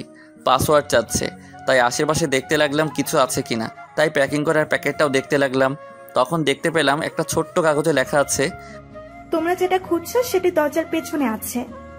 লেখাটি দেখে আমি রুমের দরজার পিছনের দিকটাই দেখতে লাগলাম। দরজাটায় আসলেই লেখা আছে। সেখানে আবারও আগের ন্যায় লেখা আছে, এখানে নয়, মেইন দরজায়। কেমন বোকা তুমি, হ্যাঁ? লেখাটা দেখে নিজের কাছেই নিজে বোকা মনে করতে লাগলাম। তারপর মেইন দরজায় এসে দেখি বোকা হলেই পাসওয়ার্ড। লেখাটি দেখে মাথার চুলকাতে রুমে চলে আসলাম এবং এটি পাসওয়ার্ড। যেখানে চাচ্ছে সেখানে টাইপ করে দিয়ে দিলাম, আর সাথে সাথেই কাচের গ্লাসটা ফাঁকা হয়ে গেল। আর তখনই উর্বশী আপুর কথা মনে হলো, তাই আমি উর্বশী আপুর নিকট নিয়ে যেতে লাগলাম কাচের কাপটা নিয়ে। আমি আপুর দরকারে বাইরে এসে করা নাড়লাম। তখন উর্বশী আপু রুমটা খুলে আমাকে একবার চোখ দিয়ে পরিদর্শন করে ভিতরে চলে গেল। তিনি ভিতরে গিয়ে বিছানার উপর বসলো এবং আমাকে বলল, ভেতরে আসেন। আমিও ভিতরে চলে এলাম। এটা মনে হয় আপনার জন্য। তখন আপু একটা অট্ট হাসি দিয়ে বলতে লাগলো, আসলে তুমি একজন বোকা, সে যাই হোক, এটা তোমার জন্যই আমার তরফ থেকে জবের জন্য উপহার। তুমি কেমন করে জানলে আমার জব হয়েছে? ঝুমু আমাকে সব বলে দিয়েছে। কি ঝুমুকে পছন্দ করো, তাই তো নাকি? না আপু। এদিকে এসো। কি আপু? বললাম আমার কাছাকাছি আসো। আমি তার কাছাকাছি চলে গেলাম। তখন তিনি বলল, আমার পাশে বসো। কিন্তু আমি যা বলছি তাই করো। আমি তার কাছাকাছি বসে পড়লাম বিছানার উপর। তখন তিনি, তুমি আমার ছোট ভাই, এবার বলো ঝুমুকে কি তুমি পছন্দ করো? আমি সত্যিটা বলবো, তবে কি? একটা কথা দিতে হবে আমায়। আমি যা বলবো তা ঝুমু বা কাউকে বলা যাবে না। এই কথাটা দিতে পারবেন তো নাকি? ঠিক আছে, কথা দিলাম, এবার বলো। আপু, প্রথম দেখাতে আমি তাকে ভালোবেসে ফেলেছি। আমি চাই ঝুমু যেদিন আমার ভালোবাসা বুঝবে সেদিন আমিও তাকে আমার ভালোবাসার কথাটা তাকে বলবো, বা তারও আগে। অনেক পছন্দ করি আপনার বান্ধবী। বলে ফেলো, দেখবো, মেনে নিব। কদিন যাক, আমি হয়তো বা বলে দিতে পারি। আর আপু, আপনি কিন্তু কথা দিচ্ছেন, কথা রাখেন। ওকে, আর জবের জন্য all the best. Thank you আপু। তারপর বিছানার উপর থেকে উঠে নিজের রুমে এসে মোবাইলটা চার্জে লাগিয়ে দিলাম। পরে রাতের খাবার খেয়ে নিজের রুমে এসে শুয়ে পড়লাম। সকালবেলাতে ঘুম ভাঙলে রেডি হয়ে মোবাইলটা পকেটে রেখে নাস্তা করে আন্টির কাছে গেলাম। আন্টি তখন দোতলার বারান্দায় বসে বসে পেপারের পাতা উল্টাচ্ছিল। আমি গিয়ে তার পাশে দাঁড়ালাম, আর আন্টিও আমায় দেখতে পেয়ে বলল, কি হে যুবক, কিছু বলবা? আজকে আমার জবের প্রথম দিন, দোয়া করবেন। দোয়া করি অনেক হ্যাপি হও জবটাতে, ইনশাআল্লাহ। তখন আমি সামনের দিকে এগিয়ে তার পায়ে সালাম করলাম, আর তিনি এমন দশা দেখে পেপারটা পাশের সিটে রেখে দাঁড়িয়ে আমাকে উঠালো পায়ের কাছ থেকে আর বলল, কি করছো? আমি জানি আপনার অনেক কষ্ট, আমার মতো। তখন তিনি আমাকে বুকে টেনে নিয়ে বললেন, জীবনে অনেক বড় কিছু হও বাবা। তারপর আন্টিকে রেখে বেরিয়ে পড়লাম ঝুমুর বড় ভাইয়া জহিরের অফিসে তার সাথে দেখা করতে, এবং ভিজিটিং কার্ডের ঠিকানা অনুযায়ী পৌঁছেও গেলাম সেখানে। অফিসের দারোয়ান গেট দিয়ে ঢুকতে বাধা দিলে আমি ভিজিটিং কার্ডটা পকেট থেকে বের করে দেখাই। তিনি স্যালুট করেন, আর আমার তখন কেমন যেন ভয় লাগলো। সে যাই হোক না কেন, অফিস ভবনের সামনে এসে পড়লাম। দেখতে পেলাম 2 তলা ভবন অফিসের, তাই আমি ভিতরে ঢুকে পড়লাম। নিচে একজনকে জিজ্ঞেস করে জানতে পারলাম উপরে জহিরের অফিস, তাই আমি সিঁড়ি বেয়ে 2 তলায় চলে এলাম। এসেও একটা ঝামেলার মধ্যে ঢুকে পড়লাম। দেখতে পেলাম দরজার জায়গায় কাচের গ্লাস, আর দেখতে পেলাম অফিসের স্টাফেরা অফিস থেকে দেওয়া অ্যাক্সিস কার্ড ব্যবহার করে ভিতরে ঢুকছে, কিন্তু আমার কাছে ওরকম কোনো কার্ড নাই। আর আমি তখনই খেয়াল করলাম ঝুমু মেয়েটি অফিসের ভিতরের কাচের গ্লাসের পাশে বসে থাকা একটা মেয়ের সাথে কথা বলছে। আমি হাত উঁচু করলাম, ঝুমু সেটি দেখেও না দেখার ভান করলো, এবং তারপরেই ঝুমু সহ সেই মেয়েটি আসলো এবং অন্য আরেকটা দরজা দিয়ে আমাকে ভিতরে নিয়ে এলো। ঝুমু আমাকে তার ভাইয়ার কেবিনে পাঠিয়ে দিল। আমি রুমে ঢুকেই আসসালামু আলাইকুম স্যার। ওয়ালাইকুম আসসালাম। তারপর বললেন বসুন মিস্টার। আমিও বসে পড়লাম। শুনুন মিস্টার, আপনি তো নতুন, তাই আপনার সাথে সিনিয়র কলিগ দিচ্ছি, যাতে সে আপনাকে সব কিছু বুঝিয়ে দেয় এবং পরবর্তী সময়ে আপনি একাই যাতে সব কিছু বুঝে নিতে পারেন। Okay sir.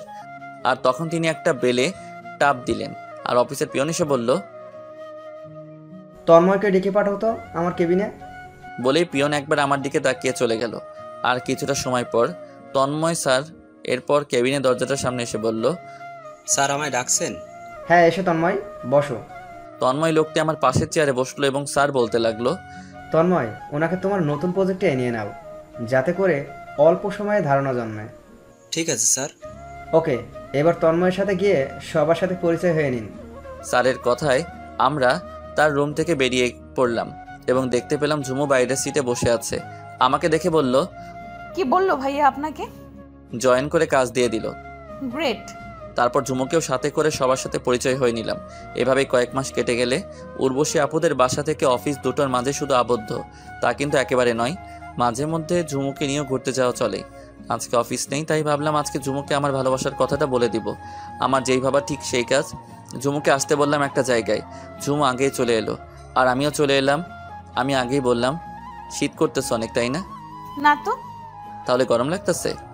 না। তাহলে কি লাগতেছে? ওই যে নাতিস্থল্য। আপনি কি যেন বললেন? আমি? হ্যাঁ আপনি। আকাশটা অনেক পরিষ্কার, তাই না? আপনি কি এটাই বলতে চাইছেন? না। তাহলে কি বলবেন সেটা বলুন, তাড়াতাড়ি বাসায় যেতে হবে। কালকে বলি? না, যা বলার আজকেই বলতে হবে আপনার। কি যেন বলবো আমি? কি বলবেন সেটা তো একমাত্র আপনিই জানেন। আমি তখন মনে সাহস সঞ্চয় করে আমি হ্যাঁ আপনি। তারপর কি? নিশ্চয়ই ভালোবাসেন। হ্যাঁ। না না। কোনটা ভাববো, প্রথমটা নাকি শেষের দুইটা? ফার্স্টটাই। আমি এখন চলে গেলাম। তখন ঝুমু আমার হাতটা টান দিয়ে বলল, নিজের মনের কথাটা এতটা সময় নিয়ে বললা, তাও আমার সাহায্য নিয়ে। আমি ছেলে হলে দেখতাম কিভাবে প্রপোজ করতাম। পরে কথা হবে, এখন কেমন যেন ভয় ভয় পাচ্ছে। আমি চলে যেতে লাগলে ঝুমু বলে উঠল, ওকে, নিজের মনের কথাটা শোনায়া দিলাম, কিন্তু আমার উত্তরটা কি তা না জেনেই চলে যাচ্ছ যে? শুনে তো যাও আমার উত্তরটা। ঠিক আছে, তোমার উত্তর বলো। নিশ্চয়ই হ্যাঁ হবে। অবশ্যই হবে। কিন্তু কেন? কারণ আপনি লেট। লেট মানে? গতকালকে আমাদের কলেজের একজন ছেলে আমাকে প্রপোজ করছে, আমিও তার প্রপোজালে হ্যাঁ বলে দিছি, কারণ আমার কিছু করার নাই সূর্য। আমার চোখের কালো মনির উপরে পানিতে টলমল করছে, কিন্তু চোখ থেকে অশ্রু ঝরাচ্ছি না। ঠিক সেইভাবে ঝুমুকে বললাম, আচ্ছা, তাকে নিয়ে ভালো থেকো, আর আমাকে একটু হলেও মনে রেখো। আমি পিছন ফিরে চলে যেতে লাগলে ঝুমু আমাকে আমারও পিছন থেকে হাত টান দেয়। তবু আমি হাতটা ছাড়িয়ে এক হাত চোখের টলমল পানিটা মুছে হাঁটা দিলাম। উর্বশী আপুদের বাসায় এসে রুমে এসে বসে রইলাম বিছানার উপর জড়সড় হয়ে, আর চোখের পানিগুলো মুছতে লাগলাম। আজ ছেলে বলে আওয়াজ করে কান্না করতে পারি না, মেয়ে হলে অবশ্যই আওয়াজ করে কান্না করতাম, আর সেটা হোকি বা বাথরুমে ঝর্ণার পানিতে। কাঁদতে কাঁদতে একটা সময় চোখের পানিও ফুরিয়ে গেল। তখনই দেখতে পেলাম রুমের জানালাটা দিয়ে একটা ছোট্ট পাখি ঢুকে পড়ে, আর তখন রুমের সিলিং ফ্যানটা চলছিল। এসি আছে, তবে আজকে দুঃখের জন্য আর চালাইনি। সে যাই হোক, পাখিটাকে দেখতে পেলাম ঠিক ফ্যানের বাতাসের দিকেই চলে গেল আর কেমন করে যেন উপরেও উঠে পড়ল, কিন্তু পাখিটা আর নিচে নামতে পারছে না। কতক্ষণ চেয়ে থাকলাম হয়তো নেমে পড়বে, কিন্তু নামতে চেয়েও পারছে না। এই ভয়ে যে যদি ফ্যানের পাখার ব্লেডের মতো আঘাত লাগে তাহলে তো দফা রফা হয়ে যাবে। আর আমারও একই চিন্তা হলো, তাই আমি বিছানার উপর জড়সড় হয়ে বসে থাকা থেকে উঠে গিয়ে ফ্যানের সুইচটা অফ করে দেই। ফ্যানের পাখাগুলো একেবারেই থেমে গেলে আর সে তখন নেমে আমার কাছাকাছি চলে আসে আর আমাকে সামনে থেকেই দেখে, জানালাটা দিয়ে টুকুট করে বেরিয়ে পড়ে। তাই দেখে আমার মনটা কেমন হালকা ভালো লাগলো। আর তখন সেই মুহূর্তে চোখে প্রচুর ঘুম চলে আসে, তাই আমি এসিটা চালিয়ে শুয়ে পড়ি বিছানার চাদরটা টেনে। দুপুর সহ আর সন্ধ্যা পেরিয়ে গেল, কিন্তু ঘুম আর ভাঙল না। আর তখনই ভূমিকম্পের ন্যায় উদ্দাম হলো এক প্রকার। চোখ খুলে বালিশের নিচে হাত দিতেই অনুভব করলাম ভূমিকম্পের ন্যায় মোবাইলটা বেজে উঠছে, কারণ তখন বালিশের নিচে মোবাইলটা সাইলেন্ট অবস্থায় ছিল। আপনারাও এটা করতে পারেন, বালিশের নিচে মোবাইলটা সাইলেন্ট করে রেখে ঘুমাবেন, দেখবেন ভূমিকম্পের ন্যায় মোবাইলটা বাজবে। বালিশের নিচে থেকে মোবাইলটা বের করে স্ক্রিনে দেখতে পাই ঝুমু কল দিয়েছে। আমি কলটা রিসিভ না করে মোবাইলটাই অফ করে দিলাম। আবারও ঘুমানোর চেষ্টা করলাম, কিন্তু ঘুম আর আসলো না। তাই গড়াগড়ি করতে লাগলাম, কিন্তু গড়াগড়িটাও বেশিক্ষণ টিকাতে রাখতে পারলাম না। উর্বশী আপু এসে দরজায় নক করলো। সূর্য, দরজাটা খোলো। আপুর এমনভাবে দরজায় নক করায় আমি বিছানায় শোয়া থেকে উঠে দরজাটা খুলে দিলাম। দরজাটা খোলার সাথে সাথেই উনি আমাকে ভালো মতো দেখতে লাগলো, আর তখন উনি কাকে যেন বলতে লাগলেন। সূর্য ঠিক আছে, কোনো চিন্তা করিস না তো তুই, তবে চোখগুলো ফোলা ফোলা লাগছে, কান্না করছে হয়তো বেচারাটা। আপুর এমন কথাই আমি অল্প অল্প বুঝতে পারলাম আপু কার সাথে কথা বলছেন। আর তখনই উর্বশী আপু আমাকে তার ফোনটা ধরিয়ে দিয়ে বলল, নাও কথা বলো, তোমার সাথে কথা বলার জন্য মরিয়া হয়ে উঠেছে। কে ফোনে? কে আবার? ঝুমু ছাড়া কি অন্য কেউ হতে পারে নাকি? ধরুন আপু, আমি তার সাথে কথা বলবো না। আমি তোমার আপু হয়ে কথা বলতে আসছি, সো বলো তার সাথে কথা। কিন্তু তুমি সবসময় কিন্তু কিন্তু করো কেন? আমি যা বলছি আগে সেটা করো। কি আর করার, ফোনটা কানের কাছে নিয়ে হ্যালো কি বলবা তাড়াতাড়ি বলো। তুমি ঠিক আছো তো? হ্যাঁ ঠিক আছে, কি বলবা সেটা বলো। তুমি আমার ফোনটা রিসিভ না করে মোবাইলটা অফ করে রাখছো কেন? আর কান্নাই বা করছো কেন? সেটা আমার ব্যাপার, আমি তোমায় কেন বলতে যাব? আর রাখছি। ওয়েট, শোনো। কি আবার? কালকে দেখা করতে পারবা? না, যা বলার এখনই বলো। ভালোবাসি তোমায়। কি? কানে কি তোমার প্রবলেম আছে? না, তবে তুমি একসাথে কয়জনকে ভালোবাসবা শুনি? কয়জন মানে?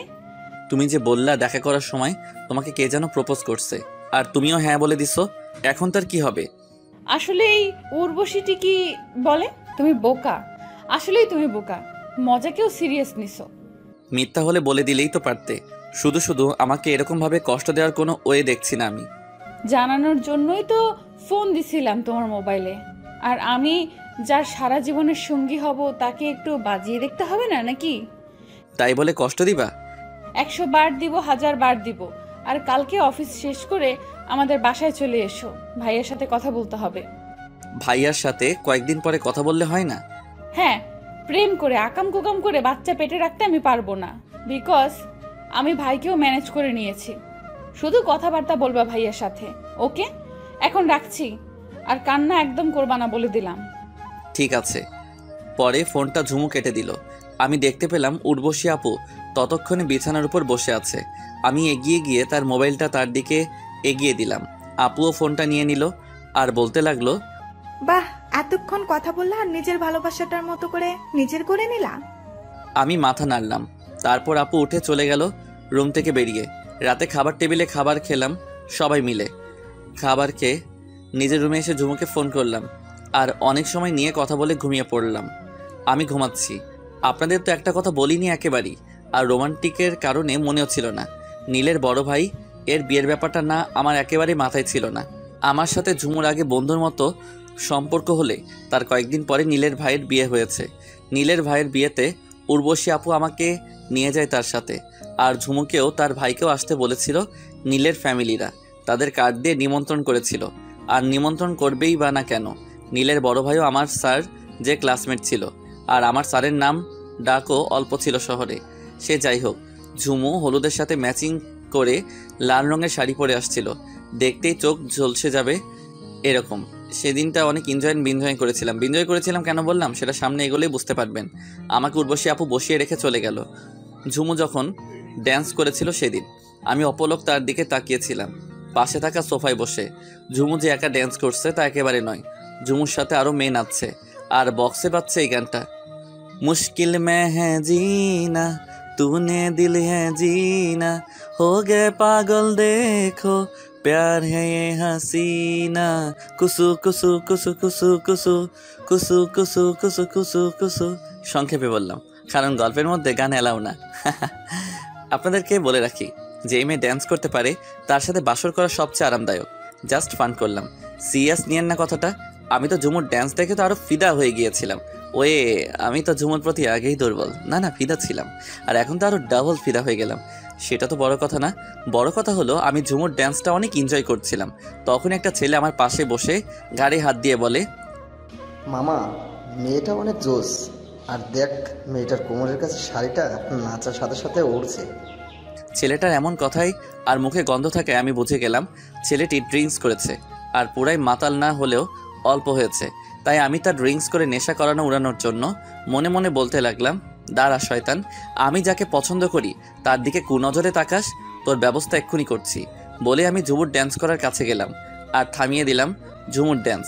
ঝুমু হাত ও চোখের আইব্রু নাচিয়ে জিজ্ঞেস করলো, কি হয়েছে সূর্য আপনার? আমার কিছু হয়নি, তবে তোমার হবে। মানেটা হলো তোমার নাভির উপরের কাপড়টা সরে গেছে। ছি সূর্য ছি, আমি তোমায় ভালো বন্ধু মনে করতাম, আর তুমি কিনা আমার শরীরের দিকে নজর দিছো। তুমি যেটা ভাবছো সেটা না, ওই দেখো ওই ছেলেটা তোমাকে নিয়ে আমার কাছে বাজে কথা বলছে এই নিয়ে, তাই আমি এসে তোমাকে বললাম। আমি সরি, আর ধন্যবাদ তোমায়। বলেই সেই ছেলেটির কাছে গিয়ে বলল, আমার কোমরটা অনেক জোস তাই না? তখন ঝুমু ছেলেটির কান বরাবর একটা থাপ্পড় লাগিয়ে দিয়ে বলল, আর থাপ্পড়টাও কি জোস? ছেলেটি কিছু শুনতে পেল না, কারণ তার কান এখন ঝিরঝির করছে টিভির মতন। আর এই বিষয়টাতে চোখ পড়ল আমার স্যার আর ঝুমুর বড় ভাই জহিরের। তার কিছুটা সময় পর অনেক বড় পাঙ্গা হয়ে গেল নীলের সাথে জহিরের, কারণ ওই ছেলেটা নীলেরই বন্ধু ছিল। সে আগেকার কথা বাদ দেওয়াই বেপার। বর্তমানে চলে আসি কেমন, সকালে ঘুম ভাঙলো পাখিদের কিচিরমিচির শব্দে, যেন স্বপ্নের শহর। সকালে পাখিদের কিচিরমিচির শব্দ, আবার জানালাটার নিচে হলুদের সরিষে ফুলের ক্ষেত, আহা কতই না ভালো লাগার মতো একটি বাড়ি। তারপর আমার আব্বু আম্মু ও আপুকে বড্ড বেশি মিস করি সবসময়। বিছানাটা ছেড়ে দিয়ে বাথরুমে গিয়ে একটা শাওয়ার নিয়ে বের হলাম, কারণ অফিস থেকে আবার ঝুমুদের বাসায়ও যেতে হবে। তাই শাওয়ারটা শেষ করে অফিসের জন্য রেডি হয়ে নিলাম। রেডি হয়ে নাস্তার টেবিলে আমি আর উর্বশী আপু দুজনে নাস্তা করে নিলাম। নাস্তা করে আমি চললাম অফিসে, আর আপু চলে গেল কলেজে। অফিসে গিয়ে দৈনন্দিনের মতো কাজ করে আসরের দিকে ঝুমুরের বাসায় চলে গেলাম। ঝুমুর ভাই অফিস থেকে দুপুরে চলে এসেছিল। আমি ঝুমুদের বাসার ভিতরে চলে এলাম।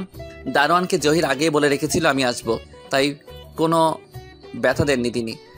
আমি বাসাটার ভিতরে গেলাম, দেখতে পেলাম জহির স্যার বসে বসে মোবাইলে কথা বলছে। আমাকে দেখতে পেয়ে হাতের ইশারায় বসতে বললেন সোফায়, আর আমিও বসে পড়লাম।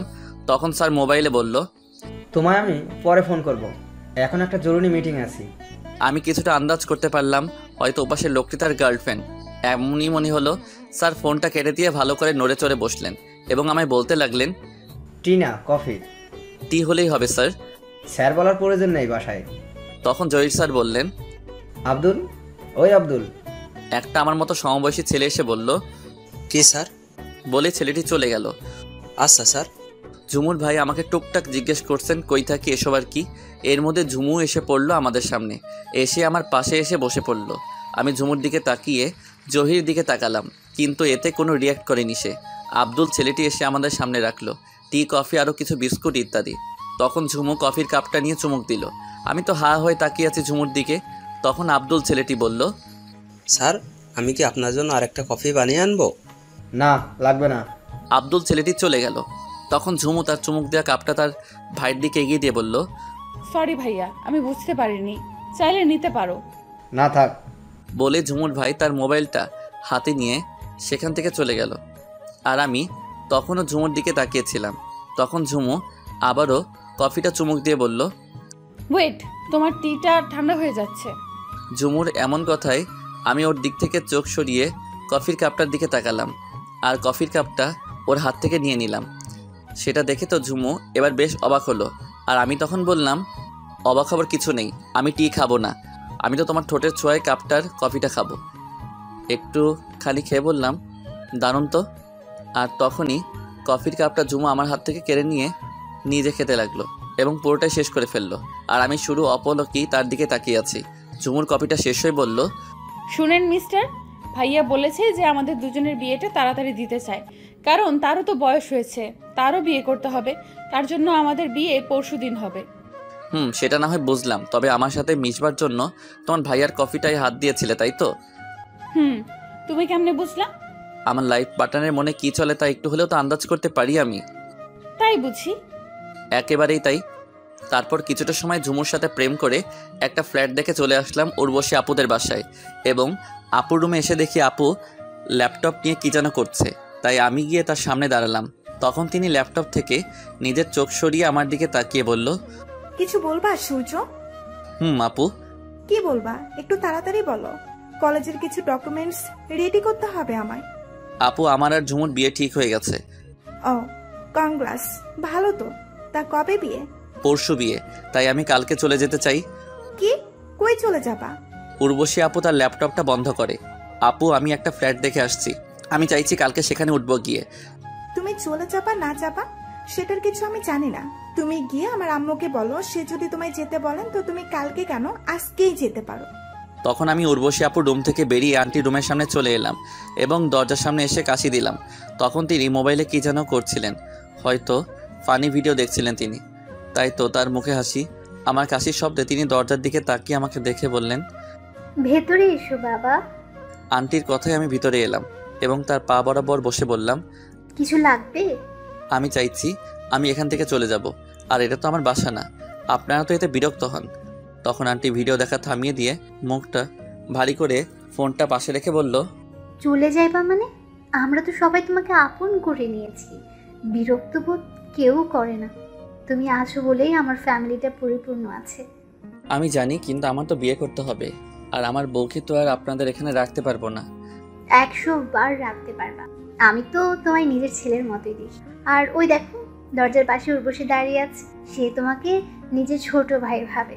আমিও তখন দরজাটার দিকে তাকালাম আর দেখতে পেলাম আপু দরজাটার সামনে দাঁড়িয়ে আছে, আর এটা দেখে আনমনে চোখ দিয়ে এক ফোঁটা পানি গড়িয়ে পড়ল। এই ভেবেছে আমি আমার একটা পরিবার হারিয়ে ফেলি আর একটা পরিবার খুঁজে পেয়েছি, আর সেটা উর্বশী আপুর জন্যই হয়েছে। তাই আমি সবসময়ই উর্বশী আপুকে ধন্যবাদ জানাবো। তাদের এমন ভালোবাসা আর আমাকে তাদেরই একজন মনে করে দ্বিধায় আর ফ্ল্যাটে ওঠা হলো না। পরের দিন অফিস থেকে 5 দিনের ছুটি নিয়ে নিই, আর তার পরের দিন 2 পরিবারের সঙ্গে আত্মীয়তা হয়ে পড়ে, আর আমার আর ঝুমুরেরও বিয়ে হয়ে যায়। ঝুমুরকে আমাদের বাসায় নিয়ে আসি। বাসর ঘরটা উর্বশী আপু নিজ হাতে সাজিয়েছেন। আপু আর আন্টি অনেক খুশি। বাসর ঘরে ঢুকলাম বিসমিল্লা বলে। রুমে ঢুকে দেখতে পেলাম ঝুমু বউ সাজে বসে আছে বিছানার উপর, তাই আমি ঘুরে দরজাটা বন্ধ করে দিলাম, আর রীতিমতো ঝুমু মেয়েটি আমার পিছনে চলে এলো। আমি সামনে তাকাতেই ঝুমুকে দেখতে পেলাম আমার কাছাকাছি। তখন আমি বললাম, থাক থাক, সালাম করতে হবে না। কে বলেছে আমি তোমায় সালাম করার জন্য তোমার কাছাকাছি চলে আসছি? তাহলে কেন এসেছো? বিড়াল মারার জন্য আসছি। আমাকে দেখে কি তোমার বিড়াল মনে হয় নাকি? আরে বুদ্ধু, ওই বিড়াল না। যেই বিড়াল হন না কেন, আগে নামাজ, তারপর দেখব। আচ্ছা ওই দেখ, আমি আগেই সব রেডি করে রেখেছি। আমি দেখতে পেলাম বাসর করার বিছানার নিচে দুইটা জায়নামাজ। তারপর দুজন মিলে নামাজ পড়ে নিলাম। নামাজ পড়া শেষ হলে ঝুমু মেয়েটি গিয়ে বিছানায় বসে পড়ল, আর আমিও গিয়ে ঝুমুর পাশে বসলাম এবং ঝুমুকে বললাম, চলো আমাদের ভবিষ্যৎ নিয়ে আসি দুনিয়াতে। তখন ঝুমু বলল, পাঠকদের সামনে এগুলা বলা বা করাটা একেবারেই বিপজ্জনক। আমি পাঠকদের উদ্দেশ্যে বলি, হ্যাঁ আপনাদেরকেই বলছি, এখন বিছানা গরম হবে আর সাথে আমরা দুজন মানুষও। সো সাইড দেন আর দ্বিতীয় সিজনের জন্য অপেক্ষা করুন। ধন্যবাদ সবাইকে আমাদের পাশে থাকার জন্য।